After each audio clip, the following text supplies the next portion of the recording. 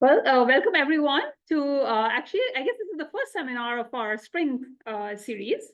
And we are very happy to have our collaborators from MITRE come down over to talk to us. We have a whole team here. We have Ozgur. Ozgur is their managing director there of the AI and Autonomy Innovation Center. Christina. And Christina is manager of the Trustworthy and Secure AI department at MITRE, and also the lead of Atlas, which she'll tell us more about. It's a specific project, very influential. And Ben is here. So yes, we represent MITRE, the three of us, as introduced by RT. We also have our lead for the AI-SDM, who's Paul Wellner online with us. Today we will focus on AI assurance, and we will give you two examples of work that applied and maybe something a little bit more foundational research that we're doing in that space. My colleagues here will brief those elements to you. I will talk briefly about MITRE, introduce you to what MITRE does and why MITRE cares about AI assurance. So let's get started. So when we talk about, well, maybe I should talk about MITRE first. Maybe I should start with this slide. MITRE operates federally funded research and development centers. You may have heard of the term FFRDC. I think in the United States, there are about 45 of these, and MITRE operates 6 of them. You have one at CMU, this Software Engineering Institute, that's also an FFRDC. What's maybe a little bit unique to MITRE is we operate 6 of them. Government owns FFRDCs, and then entities like us, or CMU in this case, operates them, right, on behalf of the government. And the mission of an FFRDC is to do research and development to support government missions, right? That's why each FFRDC is owned by a government agency. These are the 6 FFRDCs we operate. As you can see, they span different verticals. We have one on national security. We have one for cybersecurity with NIST. We have the Homeland Security FFRDC with DHS. We have the Health FFRDC with CMS. And then we have 2 other FFRDCs. One on, I can't see, is blocked, but yeah, I think that's the one with CASD, FAA, the CASD FFRDC. And then we have another FFRDC that speaks to more the public sector that speaks to, for instance, the Treasury or the VA and the judiciary. So what we do is essentially offer strategic advice to the federal government on key technical issues. And by working across these 6 domains, 6 different mission spaces, we're able to see analog problems and cross-pollinate so that the government doesn't need to necessarily reinvent the wheel every time they run into a canonical problem, because it's often experienced in different spaces by the government. So that's one value add we have. But fundamentally, what we do is, maybe going back to the previous slide, especially with respect to AI, we are here to catalyze consequential AI use in the public sector. So if I were to open that up a little bit, by catalyze, we really mean we are just one actor, influential actor in this field, right? We, for instance, very much recognize that foundational research happens in universities such as CMU, right? That's where the boundaries of knowledge gets kind of pushed and expanded. As you know, in AI, most of the investments are in industry, billions and billions of dollars going into new forms of AI development. So by catalyze, what we mean is that we bring those elements to bear for the benefit of our federal government. Consequential means, obviously, when we deal with government applications, we are referring to, I mean, AI is pretty much everywhere these days, right? I mean, it's in your car. There's a computer vision system that does collision detection, or you go online. There's a recommender system recommending movies. These are very important things. Clearly, they add value to our lives, but that's not what we mean. We're talking about helping decision makers, national level decisions, right, that influence all of us as citizens and residents. So that's the first bullet. The second bullet is, I think, really kind of coupled to the third and the fourth bullet. This is about understanding what value AI offers today as a technology, and making sure that that is appropriately coupled and matched to government missions, so that the risks are characterized and put in context for a given mission that may be the beneficiary, and being in conversation with mission owners on the government side to understand what is the acceptable level of risk and what is not, right? And that's obviously very contextual as well. So someone has to put all of that in context. And then by doing so, we diminish technology surprise. What that means is when I speak to one of my friends, when they say, what do you do? If I have to kind of answer very quickly, I say we burn down risk for the federal government. So if you think about, for instance, any value proposition around any technology, in this case, AI, government operations are fairly large. And if any agency needs to acquire any kind of technology or any type of AI-enabled system, it can run in the hundreds of millions of dollars, right? So acquisition processes can be kind of very large and consequential that way, right? So clearly there's a lot of exploration that needs to be done up front so that the right technology is being acquired, which means that we have to do the systems engineering around that, define the right requirements, and then do the right type of validation, the T&E, et cetera, so that what ends up being in operation in government systems is indeed what's needed.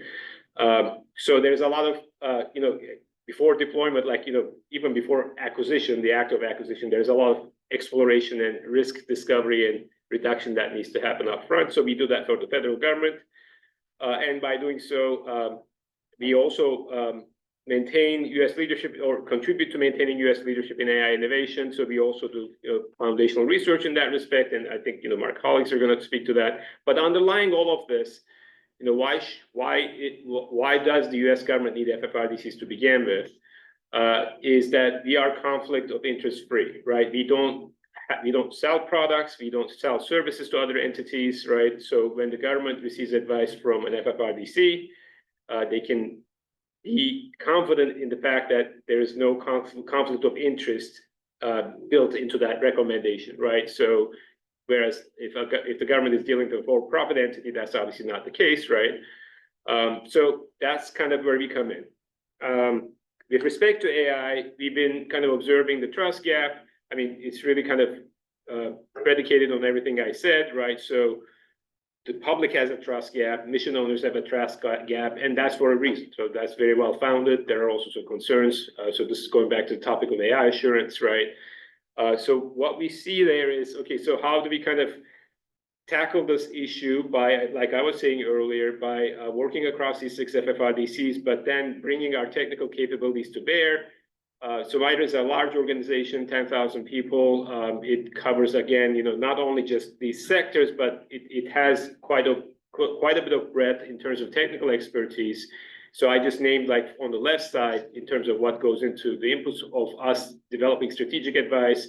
So the organization that we're a part of has deep expertise in AI technology, but on top of that, we have lots of other capabilities to bring to bear. We're essentially a systems engineering company. If you look at our kind of history, so we understand how to analyze any technology in the context of a complex system and bring it to bear. And then there are organizational issues. You don't just kind of drop technology into a workflow and then that's it, right? So you have to really think about in the context of how an organization is going to adopt and govern that technology. So we have experts on enterprise transformation and organizational management, and then of course the acquisition piece that I've already mentioned. So we can kind of work across, and you could kind of say, think about like maybe between each box, there are about 200 to 300 people, experts behind it, doing this all day long, right? So this chart just represents over 1,000 people doing this for the government. Speaking to our innovation center, the one that I direct is the AI and Autonomy Innovation Center. We have about 320 AI engineers and scientists, again, cross-cutting capabilities, 6 departments, ranging from robotics and autonomous systems to trustworthy and secure AI, which Christina leads, human language technology, which is everything NLP and generative AI. Ben Wellner came out of that department into the division level. Then we have a department that focuses on decision-making processes in terms of how AI can help populate decision spaces. Then we have the data science department, and of course the human-centered AI solutions, the human-centered engineering piece that really kind of is gaining even more importance, right, with the access barrier to AI-enabled systems or AI being reduced, right, with recent developments. Okay, so a little bit more kind of, focused on AI assurance. So what we ultimately care about is meaningful AI adoption in government and by the public. Clearly, AI technology and data is a big piece of that, a big driver of that. But if that technology is not assured, right, going back to what I said earlier, the adoption will not happen, or it will kind of actually backfire. So that's why MITRE puts a lot of emphasis on advancing the science behind the AI assurance and practices around AI assurance. So we've been investing heavily in the last 3 years. This is a corporate kind of priority for us. Just to open up what I mean by AI adoption, those 3 kind of years, we define AI adoption as an organization integrating AI into its infrastructure and utilizing it to facilitate decision-making, right, in its business processes. That's how an organization becomes AI native. Again, this is multifaceted. It's not just a technology question, and some of the issues that surface very rapidly are listed there. I mentioned kind of our departments, and these are the technical focus areas that line up with those departments. Again, you're not necessarily here to drive a foundational research agenda. We rely on you mainly to do that, right? But we do some of that as well on our own, depends on the area, depends on the field. But bottom line is the people in our organization at the end of the day are very apt in kind of staying on top of technologies, right? And being on the cutting edge so that we can bring those technologies in a meaningful way to bear. And getting to the topic, AI assurance, this is how we define AI assurance. We essentially define it as a risk management process. This is very similar to how the NIST defines it, the AI-RMF, you've probably heard of it or seen it. Maybe a few things about that.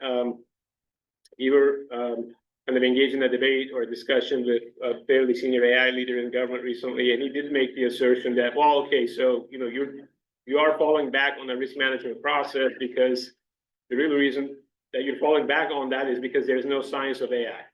And if you had a science of AI, then you wouldn't have to you wouldn't have to take kind of a risk management approach. Then you could actually predict failure modes, right? That's what a theoretic approach would enable one to do, and that is probably accurate with respect to maybe a specific type of AI, the type of AI that we deal with on a daily basis right now, right? When we talk about neural networks and generative AI, that's probably very much true, right? But in the absence of a kind of a generalized theory of AI that would allow us to kind of predict failure modes so that we can actually, when we design AI systems, we can predict, okay, these are the operational envelopes, performance boundaries, et cetera, and design accordingly. And if you think about how an aircraft is designed, that's exactly what we do, right? That's why aircraft don't fall off the sky when they come out of the factory, or a prototype, doesn't crash. We don't have that ability. So yes, it's okay. I mean, in this case, we do fall back on a risk management approach. I mean, there's a lot of science and literature on just that, right? So it's not like we're inventing this. So this process that we are advocating for is not, in a way, not rocket science, but there are some nuances that we're introducing. First of all, I mean, maybe if I were to unpack this definition a little bit, discovery is a big part of it because, for instance, if you talk about maybe robotics and kinematics and safety, right, and risk associated with that, there's probably 2 centuries, maybe even more of risk discovery that has already happened in that space, right? So if I want to develop a statistical model predicting, helping me to understand, given a specific application in a mission space, what made the risk profile look like, I can probably do that for a fairly kind of physical system with lots of experience where I can go into a risk inventory and kind of actually start to kind of use those as elements or primitives in such a computation or a model. But for AI, it's largely kind of under discovery, right? And we don't have that risk registry, if you will, right?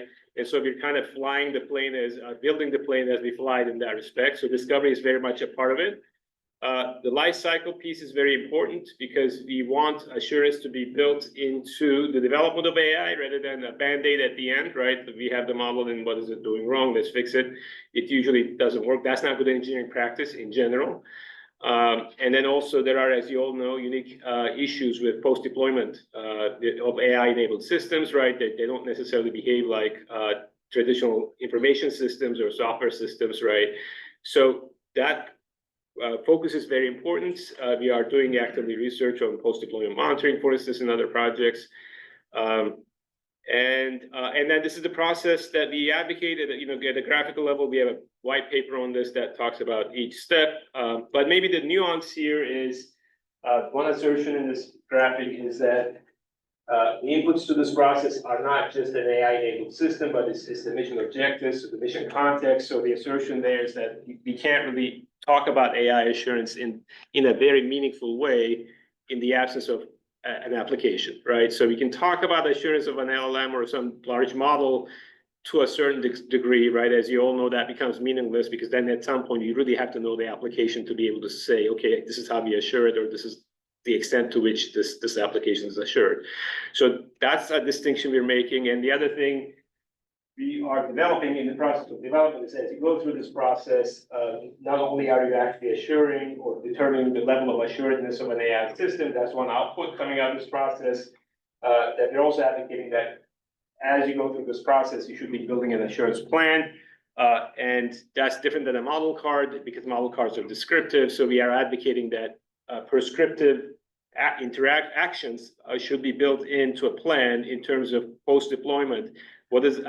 In addition to the descriptive elements, if these kind of conditions are encountered, you know, do X, Y, Z. So some kind of prescriptive action space that is actually kind of following coupled to the AI system that comes out of this process. In terms of the objects or subjects of AI assurance, I mean, these when we listen to our sponsors, these 8 topics come up all the time. But these are just illustrated because we actually built a taxonomy of AI assurance risks, and I think we're at 72 or something like this, and we built a protocol around this that supports this first step. We have different capabilities supporting each of these steps, but before we even do anything, we run through that protocol with the mission owner that allows us to look at these 2 inputs and really analyze them and say, okay, so you think that you have these assurance concerns, but then you have also considered X, Y, Z. And kind of surface issues that they may not be tracking given their application. So that's how the process starts for us.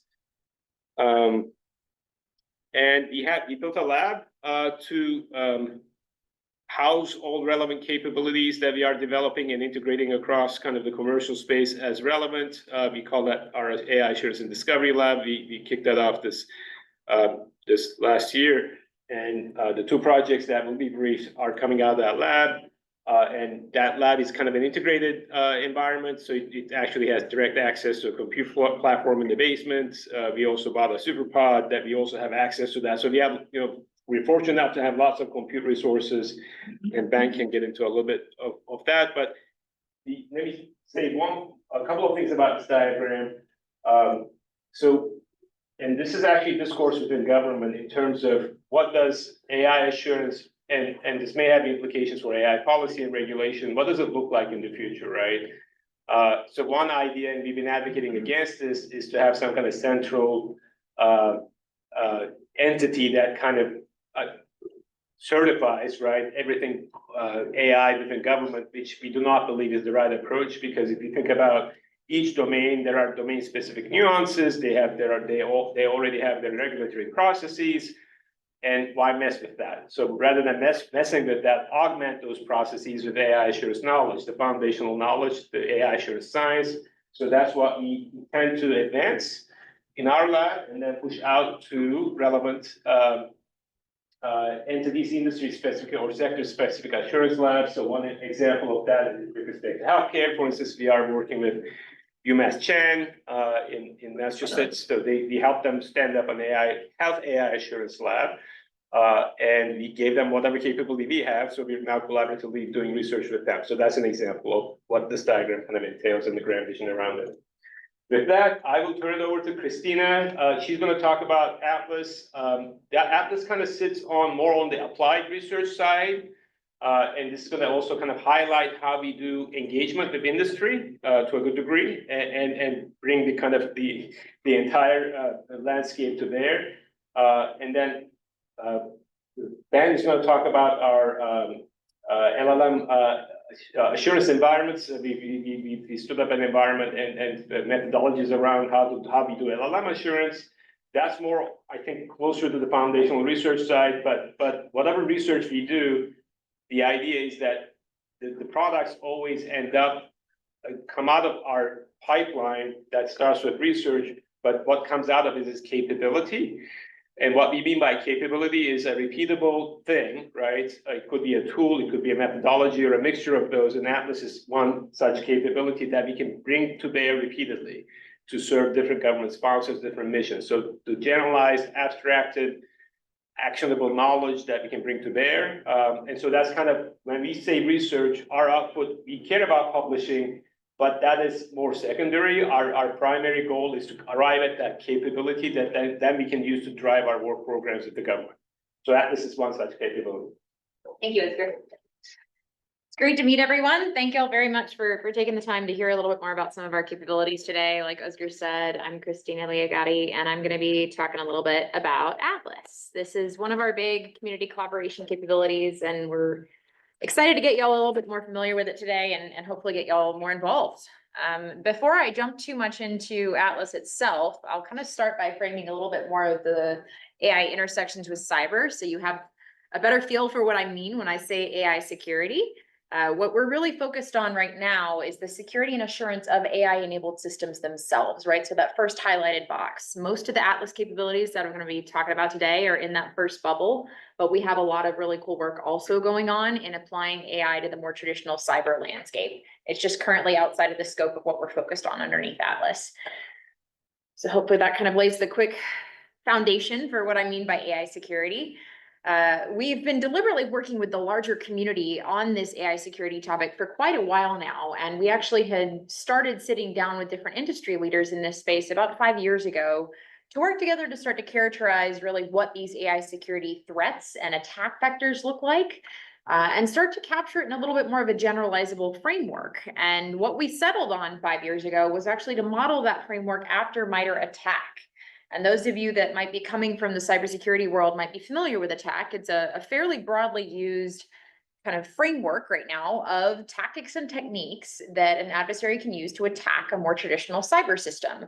So we use that same exact kind of framing to characterize these AI security attack vectors in a new style of framework that's a little bit more forward-leaning and kind of helping to capture what we've seen demonstrated or actually exercised by a malicious threat actor in attacking an AI-enabled system in the wild. So if you've seen ATT&CK before, Atlas looks very similar, and it actually reuses some of the tactics and techniques from the original attack matrix in the Atlas matrix. And that makes a lot of sense when you think about it, because an AI-enabled system is never just floating in midair, right? It's part of a larger digital system that is usually vulnerable to more traditional cyber attack vectors. So all the attacks that we've underpinned the Atlas matrix with are usually a combination of those more traditional cyber TTPs or tactics, techniques, and procedures, and these new threat actor vectors, the tactics and techniques that we're capturing in the Atlas matrix. You actually can see the ones that are from the more traditional attack matrix denoted with the little red ampersand on the matrix. So you can kind of see those sprinkled throughout the overall matrix itself. I mentioned that we started this about 5 years ago in collaboration with a few folks across industry that were pretty deep in the AI security space, but at the time that was only about a dozen companies, and that whole landscape of folks that are focused on AI security has grown dramatically over the last 5 years. And you can kind of understand why when you think about how many more AI-enabled systems are being deployed in real-world operational environments, which is automatically exposing a lot more potential attack vectors to threat actors. So we now have over 150 organizations involved in the overall Atlas community collaboration, and that's in the matrix itself and in some of the tools and capabilities I'm going to be talking about a little bit more in just a minute. To give you a little bit more of a feel for the case studies that underpin the Atlas matrix, I'll talk through one of these examples here. I mentioned earlier that all the tactics and techniques in the matrix are underpinned by these real-world attack examples. And these can either be white hat hacker, AI red team executed attack vectors that are considered demonstrated, right? It always has to be demonstrated on a real-world deployable system. Or there are these attacks that have been executed by a malicious threat actor. Like in this scenario, this was just a couple of individuals that were using some headshots of Chinese citizens and some cheap cell phones to present a modified video feed of those headshots, just slowly turning the head, blinking its eyes, slowly opening and closing its mouth. Nothing as sophisticated as the deepfake videos that we see today, but it was enough to fool the facial recognition system that was being leveraged to verify these people's identities before allowing these two threat actors to create privileged accounts and file fraudulent invoices over and over again over a 2.5-year period before this was caught by a random spot check.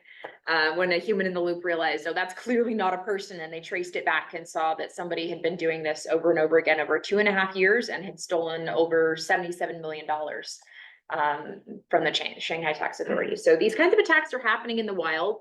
And like this example, it's usually a scenario where folks are just poking at an AI-enabled system to see what works. And because of how brittle these systems are frequently being deployed, a lot of these kind of very simple attack vectors are actually working really well right now. So these are the kinds of things that we're deliberately trying to work with the community to capture and underpin in the public-facing website, so folks can really start to see what repeat attack patterns we're seeing across the community.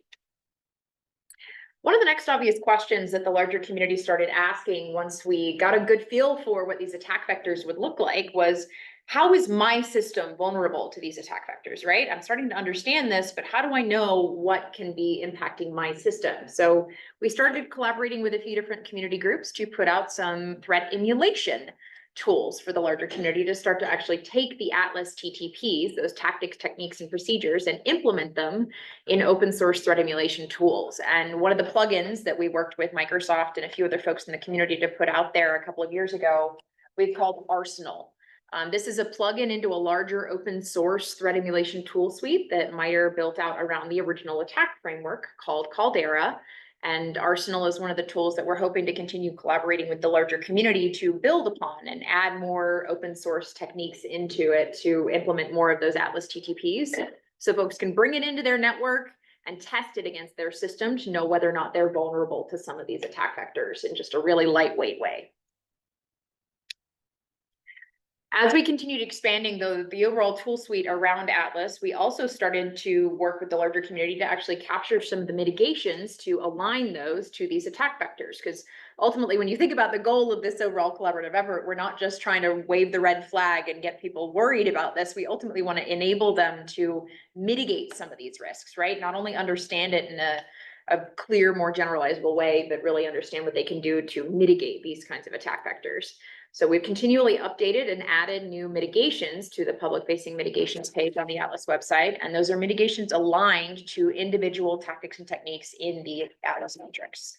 We've also aligned those mitigations to the CRISP-ML lifecycle phases, and that's the kind of development phases of a AI-enabled systems, everything from design, the modeling your training data, where's your training data getting labeled? Where are your different weights coming from in the overall system development process, right? So kind of thinking about everything from their very early conception of an AI-enabled system all the way through operational deployment and care throughout the operational life cycle of that system. So we've aligned mitigations to each of those phases because that's another way that these AI-enabled systems are kind of fundamentally different for folks when you're thinking about implementing security mitigations here is, in some ways, you're baking in your security risks at the very beginning of the development process. So you have to be thinking about these mitigations and implementations for them at the very beginning as well. As y'all would imagine, as we've kept the Atlas matrix up to date and we've been working with the larger community to kind of capture these really evolving attack vectors, one of the most rapidly evolving spaces here has been the Gen AI attack vectors, because as more and more folks got excited about the Gen AI enabled systems that started getting released in mass over the last couple of years, right? Like since ChatGPT went out a couple of years ago now, it's wild to see how much the open source model space has changed over the last couple of years. And really folks have been going out and grabbing tools and implementing those in really fast and cool ways. But it's kind of like basic cyber hygiene all over again. Folks haven't really been thinking about best practices from a security standpoint when they've been doing it, and that's been opening them up to new attack vectors. And that's really been the most rapidly evolving portion of the Atlas matrix, is bringing in those new demonstrated attack vectors that we've seen exercised in the wild as more Gen AI enabled systems have been released out to the public and in the open. And we've been deliberately updating those attack vectors in collaboration with quite a few different community groups, including the one that we just pushed out in October of last year with Microsoft, Intel, CrowdStrike, and about a dozen different companies. The international focus on these AI security and assurance priorities has also been dramatically increasing over the last few years. Over the last year and a half or so, we've been deliberately running a series of exploratory team and research task group efforts with a larger set of NATO government and industry bodies, which has been really encouraging because folks have really recognized that we all have a bit of shared reputational risk. And ultimately like an AI supply chain risk that we need to be working through together. So there's a lot of benefit for folks to be sharing best practices, capabilities, data, incidents across the larger international groups that are going to be dealing with the same kinds of threats and threat actors that might be taking advantage of how we're all deploying AI-enabled systems. So there's a real incentive to be working together to kind of share what we can and ultimately bring up the AI supply chain baseline security across the entire community. Ultimately, all of these efforts have really led kind of to the MITRE safe space in the middle, MITRE's role potentially in the middle of the government industry and academic community that Ozgur kind of was talking about earlier, right? A lot of the ways that we've been working with the larger community groups have actually led us to ultimately launching an incident sharing effort that we just pushed out in October. And this is really built on top of the Chatham House rule, like anonymized, sensitized, protected community conversations that we've been hosting at MITRE for the last couple of years now to really enable more of the community to come together and actually talk about how these AI-enabled systems are being attacked or experiencing incidents in a much more protected way. As you would imagine, there's a lot of reputational risk and IP risk involved when an organization is talking about a way that their system has been specifically attacked. So that's not really being talked about in very public forums, but that also means that the data is very much siloed in individual organizations. And it means that no individual organization can really look across the entire landscape of competitors or community groups around them and really understand how attacks are happening at scale, right? So we've been hosting those community gatherings over the last couple of years and ultimately launched this AI incident sharing initiative and a website to go along with it to enable much more rapid information sharing. So folks will share incidents with us, MITRE.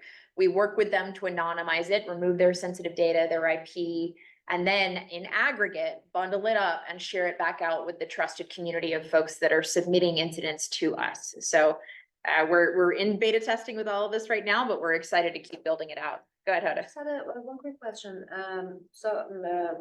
There are all these other AI incident repositories Yes. out there. A couple of them are Yes. sponsored by nonprofits. Yep. I believe OECD has one. So what's different about the version MITRE has is the Yes. fact that you don't just focus on what's publicly Correct. reported, but rather Correct. okay. It is very much driven towards those protected incidents that folks can't or aren't comfortable sharing, if not even have the ability to share on a public facing platform. Because there are quite a few repositories or groups that are just capturing all of the media articles, for example, that are out there about AI and systems being attacked or failing or something like that. But there's a lot more data. Everything we've heard from our community is there's a whole lot more data on how these systems are being attacked that they can't share publicly. But they are working with us to try to get through that beta testing mode of sharing information with us so we can anonymize it and then get it back out to the trusted community. But is anything publicly available yet, or are you still in the process of Yeah, the information right now is all going to be shared with the groups that are submitting to us. So that's part of how we're building it up right now is you have to kind of put into the trusted community in order to get the data back out of it. But we're hoping to continue the kind of showing a little bit more information in aggregate, right? Like a little bit of a high level teaser, if you will, of some of the types of incident information going on in there and using that to ultimately inform the Atlas matrix, right? So if we're seeing a new type of attack vector exercised in the incident sharing initiative, we'll use that to update the public facing Atlas matrix. Atlas is essentially a semantic layer, right? You Right. process all that, that's the value add, and then everything gets bubbled up to Yeah. what we see in the Atlas structure. I see. So you guys serve as the trusted party and kind of Yeah. do the anonymization Yep. aggregation. That's the goal. Has a history of doing this, for instance, in the transportation sector. There are incident databases that we manage where vendors like car manufacturers are not necessarily for various reasons, they're not going to share the data with the government because you have also legal issues there. But they will we share with us, for instance, right, that we can aggregate across that and then say, play back to the community so that they can actually benefit from that. And the government likes that because they're not in the middle of it, right? So they're not, so that actually accelerates safety, right? Yeah.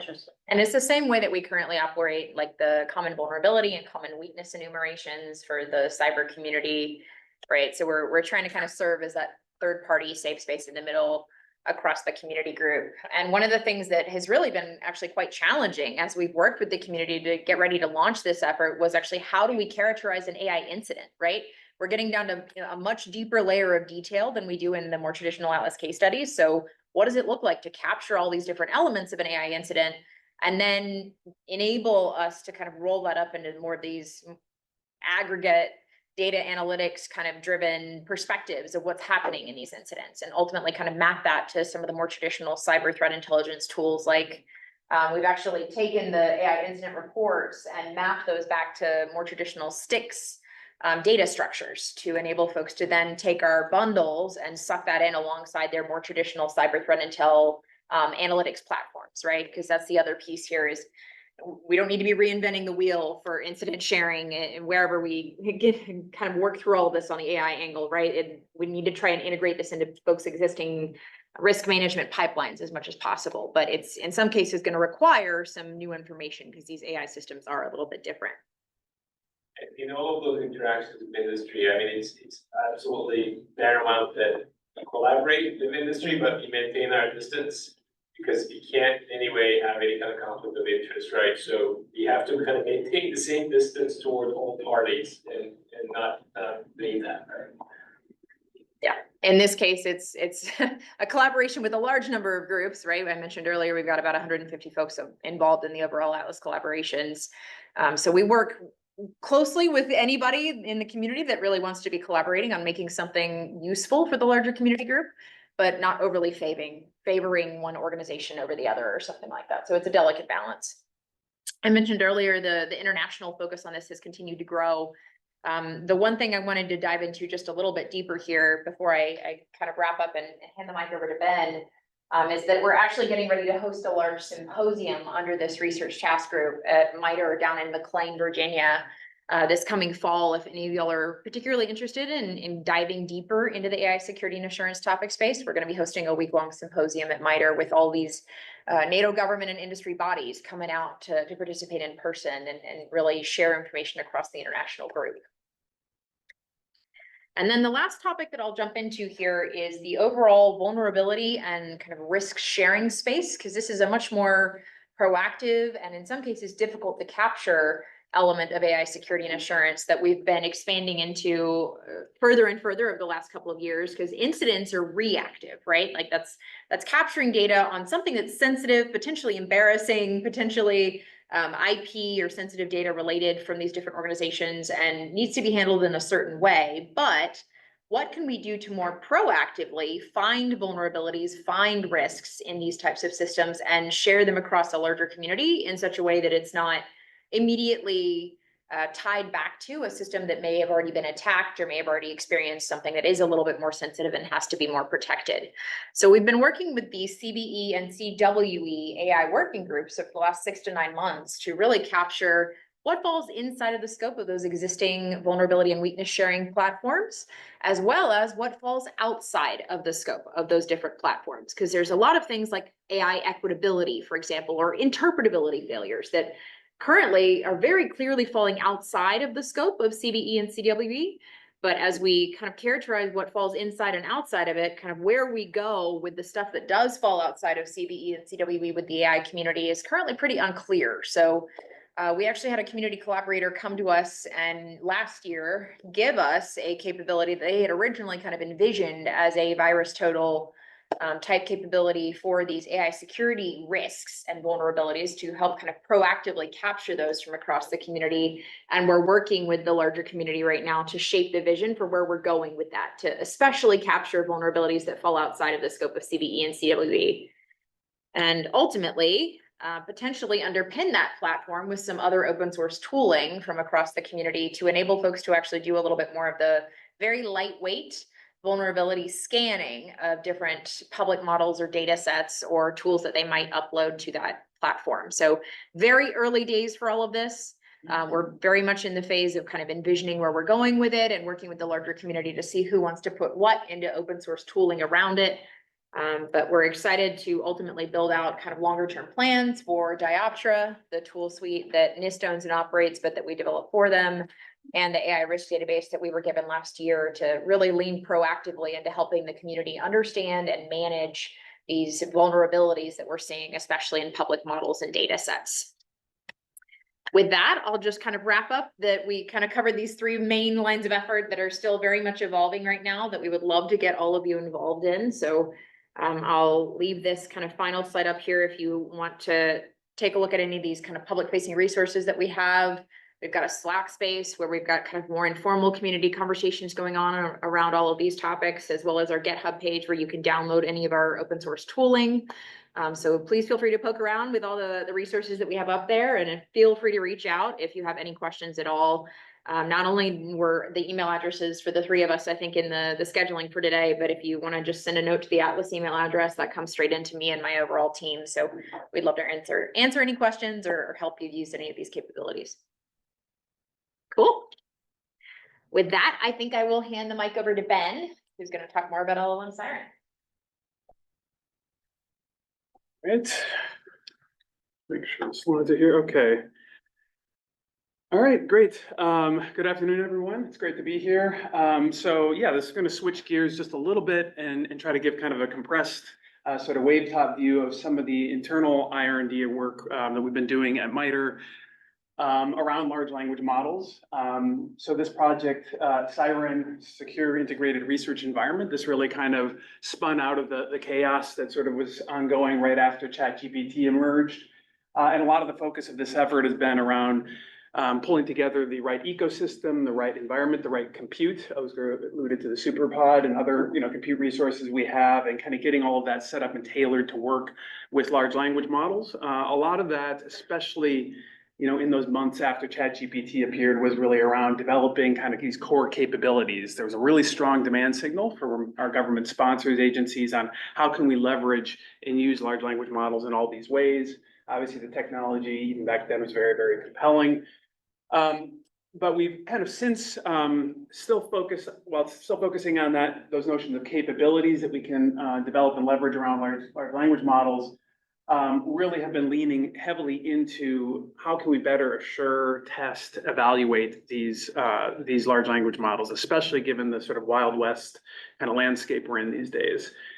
And, what's exciting here is, MITRE has a rich history of testing and evaluation, and it's something we often think we're focused on and nobody else is paying attention to. That's still often the case, but you do see that at least out there's kind of a wider recognition, certainly around generative AI and this sort of problem that we have, that the whole world has, really, in being able to properly kind of measure and understand and assure these types of systems, right? And so, there's a lot of work that's out there looking at, large language models more broadly. We had a new LLM on the scene recently, DeepSeek, where folks are immediately kind of wondering these sorts of questions around the assurance of these models. So also, as Ozgur indicated earlier, right, when we talk about assurance, we can sort of speak about it in terms of an underlying generative AI model, a large language model, what have you, but the assurance conversation starts to take on a lot more significance and meaning when we start talking about how you use these capabilities in more specific types of applications, or at least kind of families of applications. And so one family that we've spent a lot of time focusing on, and I'll just kind of maybe focus more of the discussion around today, is when you're using these generative AI capabilities, LLMs, as sort of RAG systems, retrieval augmented generation, or more broadly, some kind of augmented LLM capability, right? And so this is a very popular paradigm. I'm sure most folks are very familiar with this. You can get much more elaborate, especially these days with sort of agent architectures around this, but generally have this sort of notion of users going to have some information need or some input, some task that they want to carry out. And then rather than just giving that right directly to your large language model, there'll typically be some sort of upfront retrieval step that will go get relative content from a graph store or a database or document collection. if all goes well, retrieve relevant portions of data that are relevant for the user information need, and then provide that to the large language model, right? And then get some sort of answer or response back. And then, of course, now there's this question, how well is that working in practice? Okay, how well can we evaluate these systems? How can we assure them? And if we're just talking about these kinds of augmented LLM systems, again, this is kind of one family, that's a prominent family of LLMs, but you know, there's just within that space, all sorts of questions that come up when you think about trying to assure the quality of these types of systems. And a lot of this involves, you know, not necessarily just testing and evaluation, but really is more about trying to make sure that the technology and the capabilities are aligned to the envisioned use case. You know, what are you trying to actually build? What is the user wanting or expecting for this type of system? So we've really been kind of focused across the whole spectrum here when one is developing, designing, and then ultimately assuring and evaluating these systems. We've developed, for example, playbooks that are meant to guide teams as they develop these types of systems. What should they be thinking about? How should they go about developing their evaluation plans, test benchmarks, so forth. Okay, so I'm going to now get a little bit more narrow into focusing on testing and evaluation of these types of systems. Really, we kind of have this one, you know, kind of core question. For a given task, you know, is one particular large language model-based system, you know, better than another one? Is the overall absolute performance of that system, you know, sufficient for what we need it to do? And this is, you know, turns out to be a really big challenge. You know, LLMs, they don't just do one task, right? It turns out these questions were hard enough, you know, 5 years ago when our natural language processing systems just kind of did one thing, just did machine translation, right? Even evaluating that one type of capability, machine translation, was really challenging. It still is challenging. But now these systems are, you know, by design, sort of zero-shot task transfer type systems, right? They're designed to perform new sorts of tasks that they maybe weren't even trained on at the outset. Of course, the communities, you know, sprung into action as they do to try to develop, you know, community data sets. There's lots of academic, you know, benchmark data sets that are out there, leaderboards, you know, chatbot arenas, all sorts of these things out there to try to really take a new large language model, run it through its paces on all sorts of different tasks. But one thing we observed, you know, right from the outset, right, is that the relative performance, the performance on these open source benchmarks, even ones that are kind of in the same domain as a particular use case or target set of problems, doesn't really give you a strong indicator as to how well that LLM-based system is actually going to perform, you know, for your specific use case or application in mind. Okay, so these open source benchmarks, they're not going to get at that. They're not for these specific use cases typically. They're also not going to be typically working in the context of these larger augmented LLM systems or an agent-oriented, generative AI system. We also have problems with these benchmarks in terms of leakage, right? Sometimes the data sets are out there and these systems are trained on it. So we can, again, all sorts of reasons we can get kind of misleading indicators as to how an LLM is going to perform or LLM-based system if we just use these open source benchmarks. So we really do need these, you know, use case focused evaluations. But this turns out to be really expensive to do, right? If we want to do this right, we need to create, you know, maybe a domain specific test data set. So if we're interested in a system that's doing question answering in the biomedical domain, right, we might have to develop a collection of documents, a set of questions, a set of actual answers to get an idea of how well does, you know, GPT-4o respond versus, you know, an open source model, for example. Getting those ground truth responses is going to take subject matter expert time, very labor intensive. And then, of course, we ultimately need another process, which might also involve humans in the loop, right, in order to kind of adjudicate those LLM-based responses against those ground truth elements in our benchmark data set. Okay, so part of what Siren has been quite heavily invested in the last year or so is to try to accelerate this process of doing more use case focused assessments and evaluations, right? And there's kind of two key ideas we've leaned into, and there's a lot of work out there in the academic community as well in these spaces, especially the first one, the idea of just using a large language model or that final step of adjudicating the response, okay? So the idea might be, again, this LLM-based system is generating an output. There might be a ground truth reference answer for that question, for example. And we want to have some metrics that compare, to what degree is that response correct? To what degree is it relevant? To what degree maybe is that LLM generated output faithful or representative or drawn basically from the source passages that might have been returned if you're dealing with some kind of augmented LLM system. And the second idea, I think, which is where I think we have some more novel contributions, is where we're actually looking at how can we generate synthetic benchmark data that in order to evaluate these LLMs for particular tasks. And then how can we do that in a way where we actually have some confidence that that synthetic data is actually giving us some reasonable indicator of performance for those LLM systems. Okay, so I'm going to kind of drain through some of these slides, given the sort of compressed time frame we're at here, just because I want to hit some of the highlights. So I'm just going to kind of hit the wave tops of some of these experiments that we've done, particularly around kind of looking at how useful and what is sort of the efficacy associated with generating these synthetic benchmark data sets. So we've done some experiments with a few different open source question answering data sets here. Folks who anywhere in this space are probably familiar with Hot QA. This is a multi-hop question answering data set where you have questions. The answers need to essentially be drawn from material from multiple text passages. It's not just sitting there at one spot in a text passage. We have another data set we've been doing a lot of work with that's in the biomedical domain. And then a final data set, which is multi-domain question answering, where the authors generated this data set in a way so that it's sort of been held away from being out on the internet. And the hope is that we don't have LLMs that have already been trained on that data. Okay, we're going to do some experiments here. I'll walk through it with this test system. It's just using a standard retrieval augmented generation type system where we're using kind of an off-the-shelf embedding model. And then we've done a lot of experiments comparing different LLM answer synthesizers. So in this case, the experiments are going to be looking at GPT-4o, proprietary model, and an open source model, mixture model here. And you can just see for this particular data set, I probably should have picked a little more interesting one where you see more differences. In this case, for the biodomain data set, you can see that GPT-4o is performing comparably to Mixtral. What are the different points on this graph?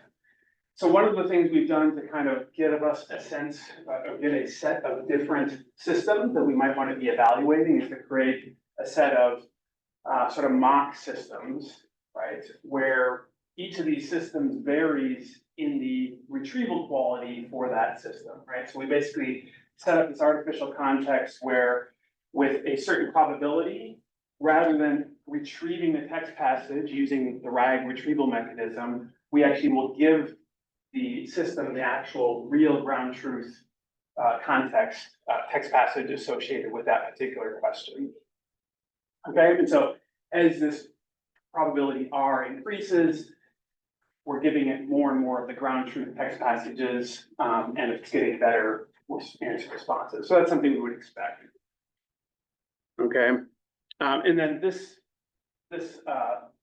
score here on the y-axis is where we're actually prompting, in this case, GPT-4o, to give us the correctness score associated with the output, again, compared to the reference answer in the benchmark data set.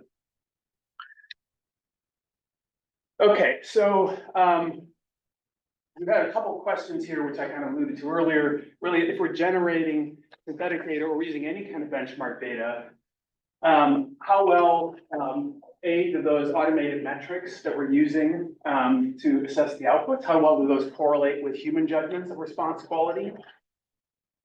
All right, so that's one of these questions. We have lots of different metrics we might use. I mentioned correctness, I mentioned faithfulness, I mentioned some other ones that are out there.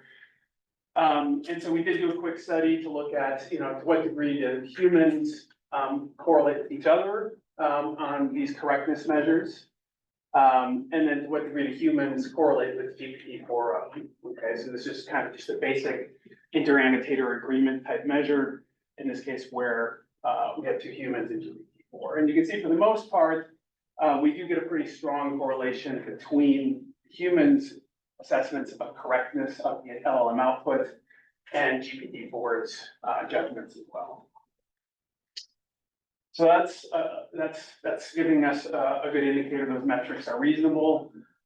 How well do these automated metrics recover the correct relative performance of these mock systems? So this is another question we're really interested in, which is kind of getting at this notion of really a meta evaluation.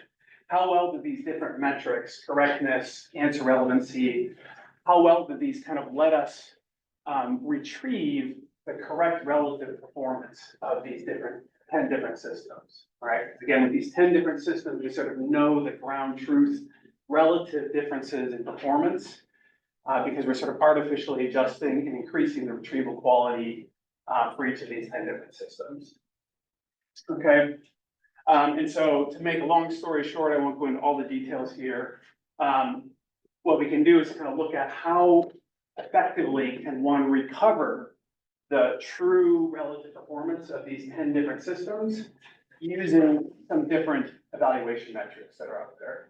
What this is really saying here is that if I've got 200 samples, on average, I can recover the true relative performance of those 10 mock systems using the correctness measure pretty close to perfectly. 1.0 is sort of perfect rank correlation here. Whereas these other metrics aren't working quite as well. All right, so it kind of gives us this way to assess the utility of these different evaluation metrics. Okay, so the other thing we've done here is to try to go further with this. The experiments here, we're really looking at the ground truth benchmark data that we have in each of these 3 different data sets. But as key point number 2 that I had earlier was indicating, you really want to be able to scale this out by generating data automatically that can do this kind of assessment in a way that's meaningful. So what we've done is generate some synthetic benchmark data where we prompt an LLM to essentially take on the persona of a professor or a teacher, take in parts of the text passages in your relevant document collection, and then generate questions that would have answers in this text passage. Now, this is the simplest form of this. There's lots of more elaborate versions of this that we've gotten into. You might have multiple text passages here. You might want to be able to generate questions that are of a different nature.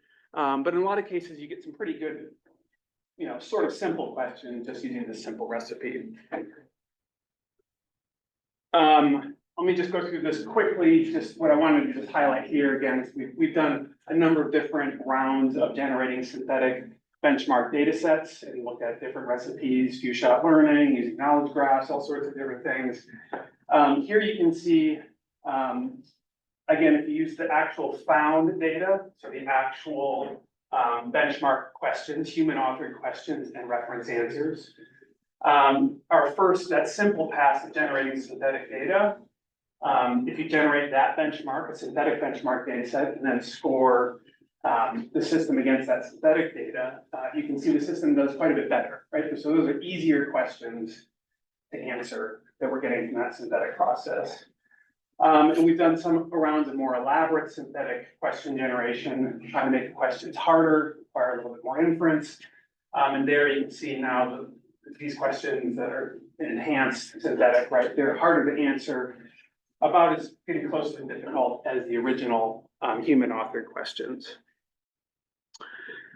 Okay, so that's just giving you, again, kind of the wave tops of some of the stuff we've done with generating synthetic benchmark data. The question is this at all useful, right, to do this? Like if I generate this synthetic data and it's giving me better performance, is that at all useful? I think this graph actually shows that actually it is potentially useful, right? If you can see here, we've got our 10 different systems that are differing on their retrieval quality, right? And we see this monotonic increase in the benchmark correctness score with our synthetic data, right? So the synthetic data here would tell us that this system is actually worse than this system, right? So it's already giving us some information. Does it work as well as the actual found data, the actual human authored benchmark data? We've done a lot of experiments with this, and pretty much we've seen this pattern consistently across the board where, yes, it tends to work just as well as using the human authored benchmark data if your goal is to sort of recover the relative performance of a set of different LLM-based systems. Okay, so there's lots more here. I won't try to unpack all these different graphics. But you can again look at other kinds of metrics rather than just correctness. You know, another metric of interest is the answer faithful? Is it faithfully drawn from the return source material? Is the context that was retrieved relevant? So again, this gives you a way to not only look at your synthetic data, but also different evaluation metrics. Okay, I'm almost out of time, so I wanted to just quickly, I'm going to skip over a little bit of this here and just touch on some other work we've been doing with assurance more recently. So this is work that's leaning into this field of mechanistic interpretability. And so the idea behind this, there's a lot of different approaches to better interpretability of what's kind of going on under the hood within these large language models. But the overall goal really is to have kind of a more powerful general set of tools to learn these latent features, extract characteristics, biases, behaviors, or tendencies, you know, within a large language model that appears. Okay, and not necessarily have that be tied to a particular benchmark, but just be sort of more intrinsic to the model itself. Identify potential weak points in the model, maybe likelihood of harmful bias or dangerous responses. Lots of good motivations for doing this. Once you've been able to detect some of these features or properties, there are opportunities for doing representation intervention, so you can alter the behavior of the model and prevent it from, you know, exhibiting certain biases, certain characteristics, and so forth. And so what we're really doing here is leaning into this, this very nicely complements the kind of signal you get around LLM performance from those types of benchmark data sets. So again, I'll apologize for draining through these slides so quickly, but a lot of this field relies on techniques of dictionary learning using sparse autoencoders to essentially take the underlying activations, the neural activations inside the LLM, maybe at different points in its architecture, and then use a sparse autoencoder that will try to take those activations, reconstruct those same activations, but learn basically a sparse code in this latent space, okay? And the learned sparse codes vectors here really correspond to these characteristics or features within the large language model. Okay, and this just gives you a little bit of a sample for, you know, one thing we've done with these sparse autoencoders. If you just look at the raw neurons or activations inside the LLMs, you don't really see much of a separation between the activations that come out of applying the model to like the hot QA data set, which is kind of open domain, versus this much more specialized bio ASQ data set. If you look at the extracted features that come out of that sparse autoencoder, you know, the learned features, you get much more separation off the diagonal. And if you go to features over here, which are stronger in this particular corpus, if you sort of try to interpret those features, that's another whole research field in and of itself. You can see what you hope to see. These features that were extracted are clearly related to biology in that domain versus features over here, which are going to be sort of more generic to a multi-domain corpus like hot QA. Okay, so just to wrap up here, our current focus is actually leaning more into this work in the mechanistic interpretability, but as a way to give us some better approaches to assuring LLMs, particularly in the context of fine tuning. So there's a new LLM that comes out. There's all this work that needs to be done to benchmark it and assure it as it's just sitting there on the shelf, right? But we're increasingly in this space where, you know, everybody is starting to take these models and fine tune them, instruction tune them for particular tasks or target them for particular domains.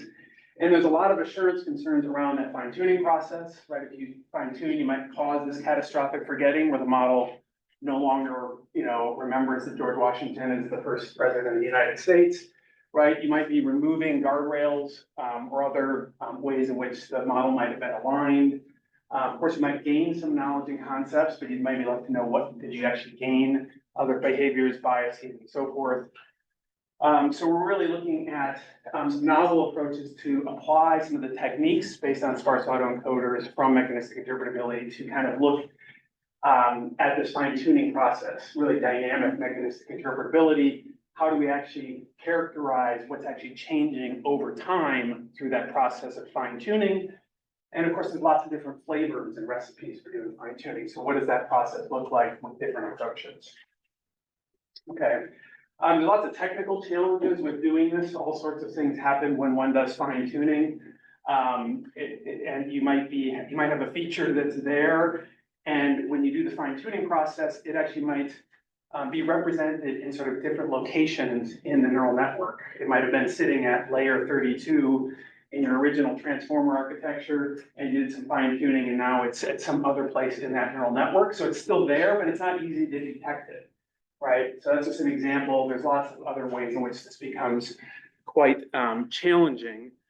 And the approach that we've kind of leaned into and had some good early success with is to use another technique from interpretability called linear probes. So the idea with the linear probe is if you've got an LLM and you've got some particular task of interest, let's say sentiment analysis, right? You might pick out particular activations inside that LLM and see if a simple linear model can actually predict, positive sentiment, let's say, versus negative sentiment.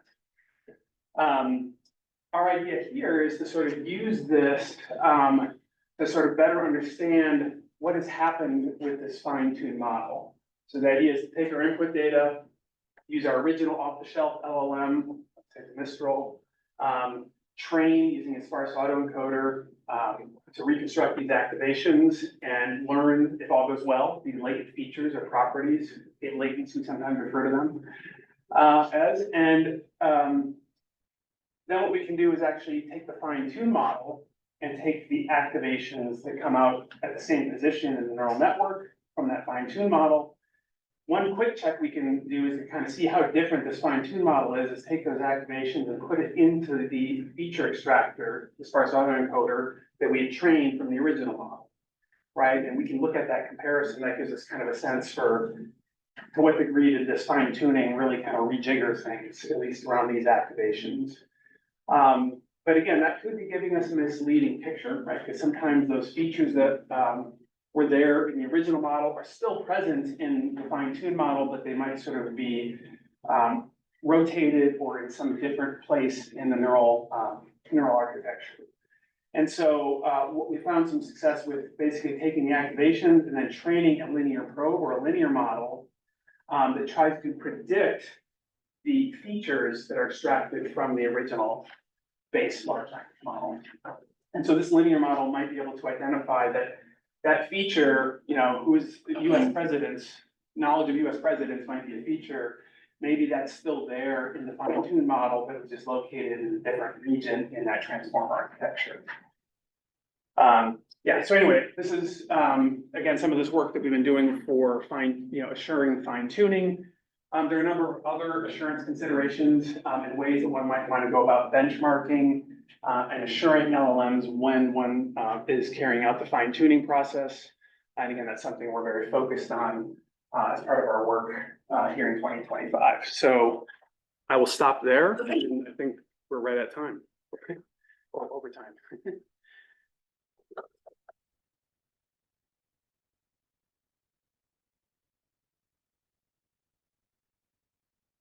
Any questions? Yeah.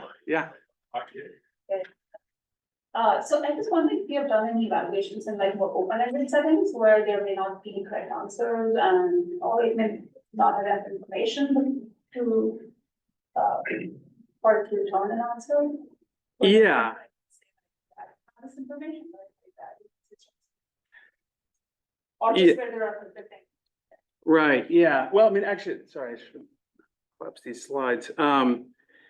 Yeah, I mean, that's actually another, I mean, I kind of glossed over that almost sort of obvious other potential advantage of using like a synthetic approach to generate synthetic benchmark data. Because we do often have, what we're often faced with in practice is we have this data set, we have an envisioned use case, although maybe it's not that crystallized and that well defined. We think we want to have policy experts be able to use a chatbot assistant to, answer questions about how policies have changed from one year to the next or something like that. So, and yeah, we don't have any actual good ground truth reference questions and answers.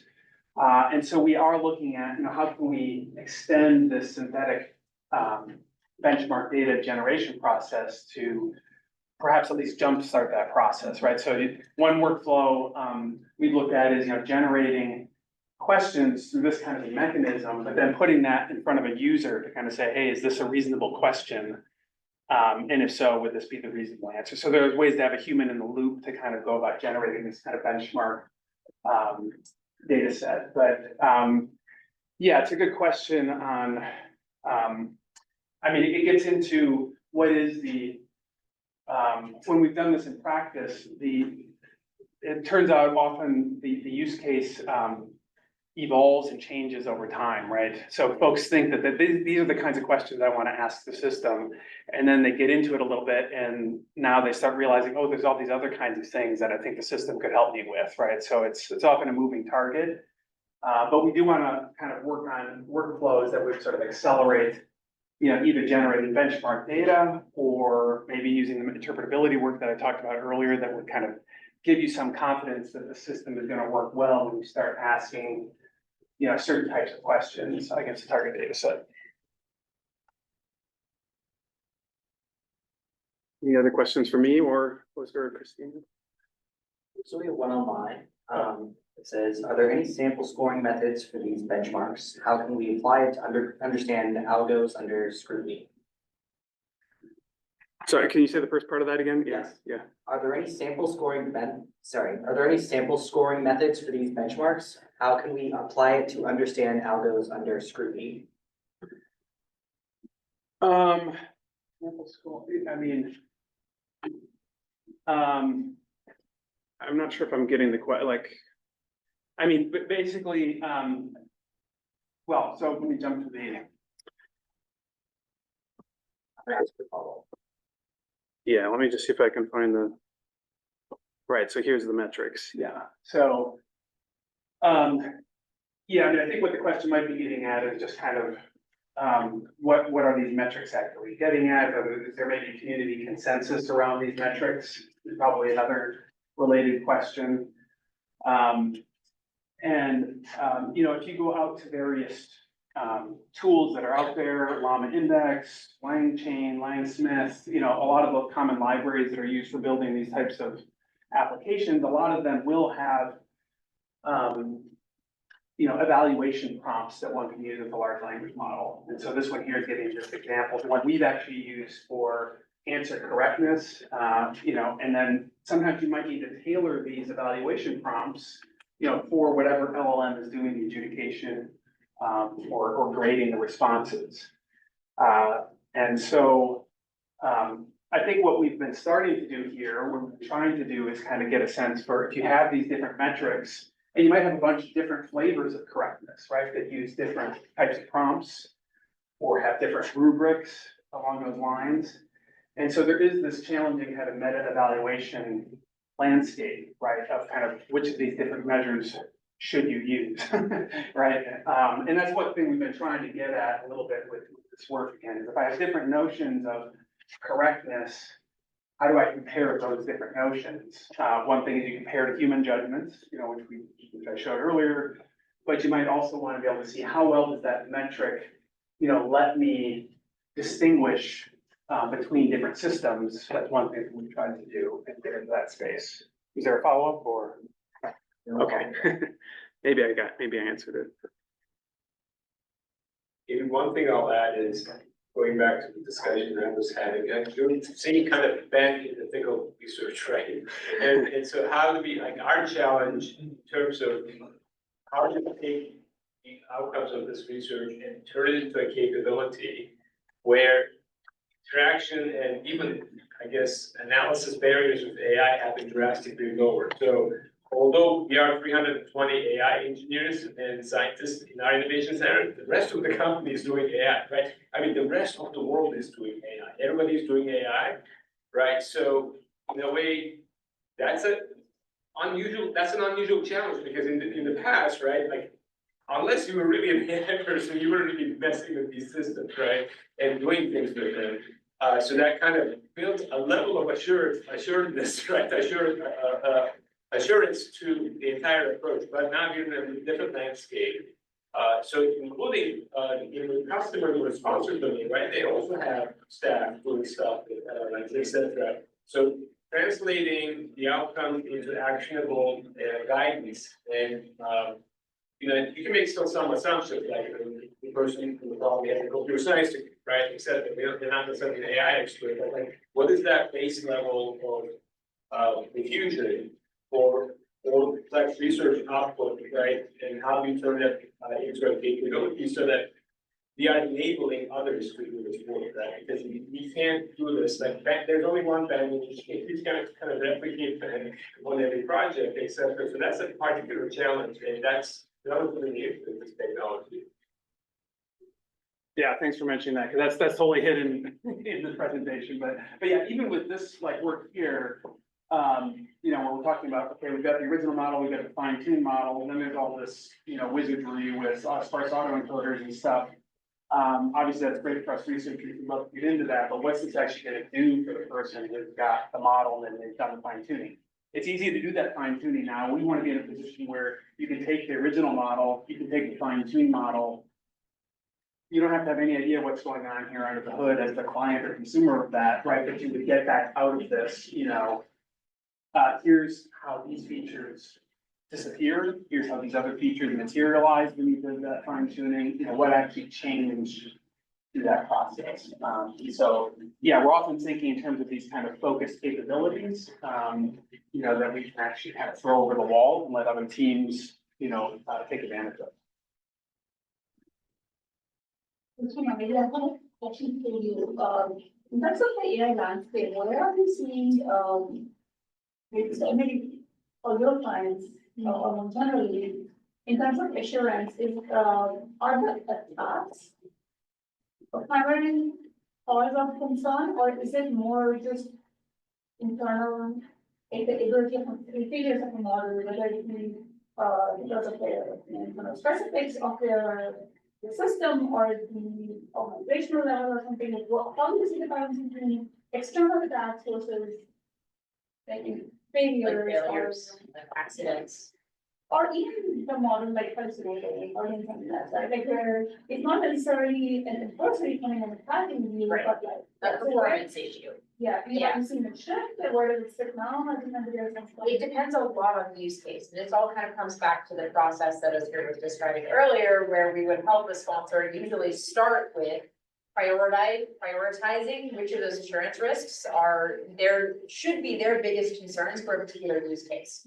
So if you're gonna use a system in an environment where an adversary might have an incentive to attack it, security might be fairly high on your list, but if you're not likely to be using that system in a, say, external facing environment, or an environment where you would expect to have an adversary potentially interested in attacking it, maybe you don't need to prioritize security as much. So it really kind of keeps coming always back to that use case piece. And then we'll work with them to help them kind of understand where security is in that list of prioritizations. Yeah, you were, so because it was based on that, I thought it was kind of Right. a security approach, but not It does. necessarily. Yeah, Atlas is primarily security focused, but like with the incident sharing and risk database efforts that we have going on with the community, that's where it's continued to bleed into the larger assurance efforts, because folks have been coming to us to recognize the fact that not only are they trying to understand the security piece, but also the broader assurance concerns, and frequently with incidents and with risks, they don't always know, when something's gone wrong, they don't always know if it was a security attack or if something just happened, right? It was a performance issue, or maybe something was mislabeled in their training data set, right? And we're instead trying to encourage them to share information proactively as soon as they know something went wrong. And then as they discover more, we can help update. Oh, we actually have determined this is a security incident. This was a malicious threat actor actually attacking something, instead of it being, oh, somebody just mislabeled the training data set, this was an accident that caused this overall failure. And there's a lot in that space, especially in the commercial sector. They are seeing API logs, they are seeing what everyone is trying to do, for at least for the, commercial systems, right?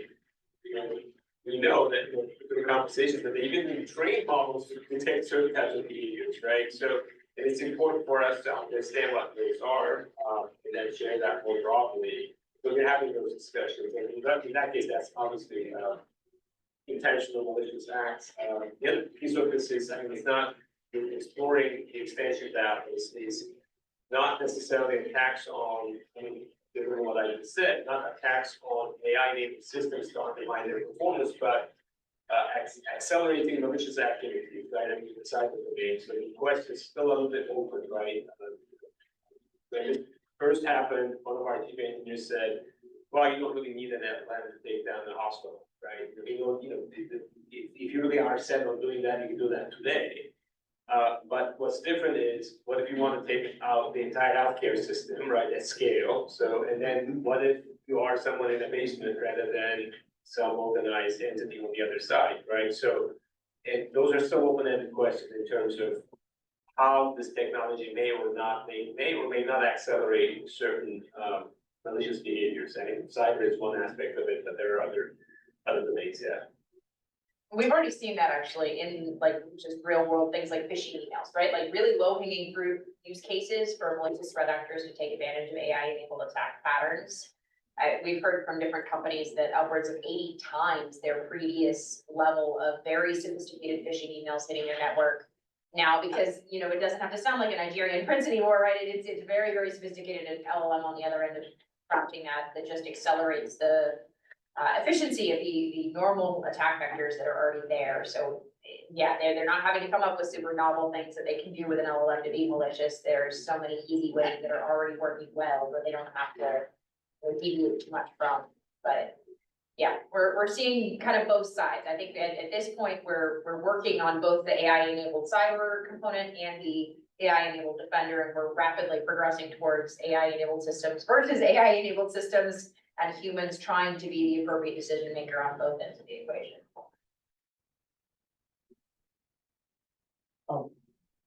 So I had a question. The AI landscape is like constantly changing. For example, last week we got a new model, DeepSeek, which is just showing that okay, maybe more people with fewer resources can come up with these LLM models, potentially, you know, giving rise to a wide variety of models. So we just foresee challenges when these architectures are like, you know, widely different, like different LLM models, like more number of models from different parts of the world coming in with very wide different architectures. Do you foresee challenges in like evaluating them and any strategies that, you know, like how they handle those? It's a great question. Yeah, I mean, there's been all this rapid change, but it's mostly been the same architecture. You know, modulo a few things here or there. It's the transformer, but you know, we're now seeing more a return to like state space models instead of transformer architectures. And then of course, if you're getting into some of the reasoning models, you get more elaborate mechanisms going on there. And so, yeah, that is going to be a huge challenge because this, for example, this approach works great. And, you know, this model, a nice clean transformer, but as soon as it gets to be elaborate with other subsystems or, you know, other more, you know, yeah, and again, this won't work very well. It won't really work at all if it's, you know, the market architecture is entirely different. So, yeah, as soon as we get into a wild west of very different architectures, again, that's certainly going to, I think, increase, you know, the challenges on the assurance side. Yeah. And I mean, that's just sort of coming from this mechanistic interpretability view, kind of understanding what's going on under the hood. It certainly creates yet even more headaches for the benchmarking side that I talked about earlier, right? Because those benchmarks were simple question answer, factoid question answering benchmarks. If these systems are now designed for much more elaborate reasoning, and they're designed for planning and all sorts of other complex, policy learning type tasks, essentially. Then how to design benchmarks that are going to really characterize how well that system is going to perform is going to get yet even harder. So it's kind of an arms race between the assurance approaches and the systems themselves, and I think the assurance is tending to lag.